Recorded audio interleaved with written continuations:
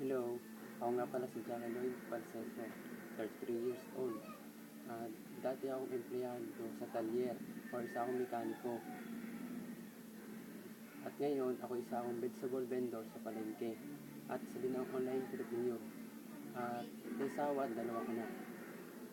Kaya nga pala ako napasok dito sa business na online business na to ay talaga naghanap ako ng pagkakitaan ko sa internet.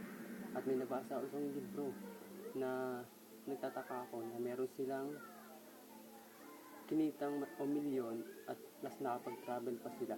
Kaya naghanap ako sa online. Ang kinita ko sa affiliate marketing ng Unity Network ay 4,000 at ang the best ko ay 1,000 per day. 1,000 sa araw. Nagbago ang pananaw ko dito sa buhay ko, nadagdagan ang aking kita at marami pa akong natutunan at na-apply ko ito sa aking pagtitinda sa palengke.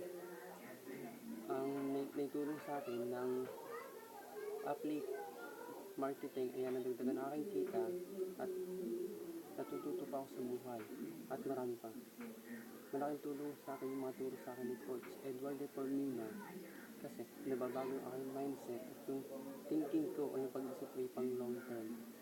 At natutunan ko rin din yung step kung paano gumawa ng isang online na negosyo at marami pa. Ang pinaka nagustuhan ko naman sa dito sa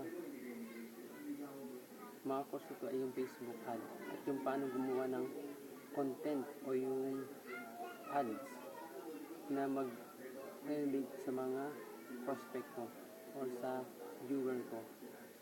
Ang pinaka nagustuhan ko naman sa community ay yung meron ako nakikitang mga video na nakakatulong sa akin at yung mga post na nakaka-inspire at yung pwede ka magtanong ng hindi mo bagay at meron man mag-reply o nag-share sila ng mga activity.